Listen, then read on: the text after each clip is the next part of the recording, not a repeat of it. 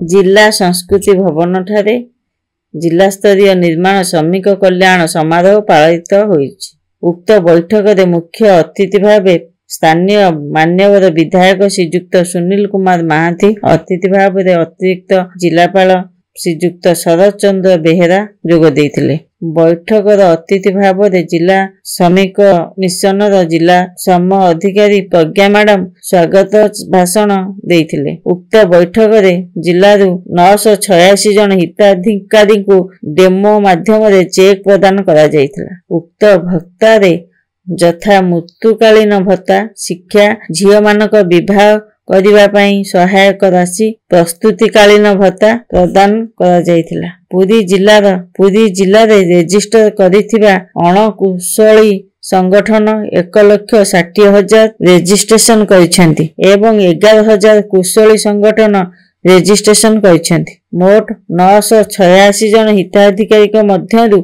मृत्युकालीन भत्ता सेवती भोई 3,05,000 टंका, पार्वती प्रधान 2,05,000 टंका, प्रकाश चंद्र सेठी, लक्ष्मीधर महांती, रवि नारायण महापात्र को मृत्युकालीन भत्ता मुख्य अतिथि डेमो चेक ग्रहण करथिले।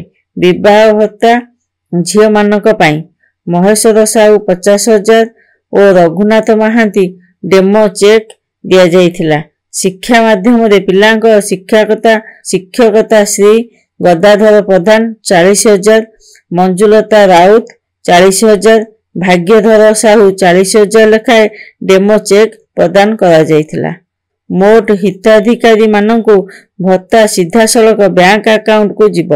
मुख्य अतिथि मान्यवर विधायक श्रीजुक्त सुनील महांती कहिले जे जदि प्रत्येक ब्लॉक रे जदि यही कर्मशाला हेबा पई वर्षक 4 थर लेखाए कर्मशाला स्थानीय जनप्रतिनिधि को नहीं भल हुअंता से प्रशासन को अनुरोध करिसेंती। अतिरिक्त जिलापाल श्रीजुक्त शरद चंद्र बेहेरा कहिले जे सरकार जहा जहा योजना करिसेंती ताकू आमे कार्य करिबा एवं लोकमानक पाखरे सफल कार्य पहुंचाइबा आम प्रशासन को परामर्श देउथिले। उक्त बैठक में जिला श्रमिक मिशन रे श्रीजुक्त चौधरी प्रताप जेना, अतिरिक्त जिलापाल श्रीजुक्त शरद चंद्र बेहेरा, जिला श्री अधिकारी को प्रज्ञा मैडम और अतिरिक्त श्रम अधिकारी समेत उपखंड सूचना और लोक संपर्क अधिकारी श्री प्रदीप कुमार सेनापति प्रमुख जोग देइथिले। शेष रे सिमाधिकारी धन्यवाद अर्पण करथिले।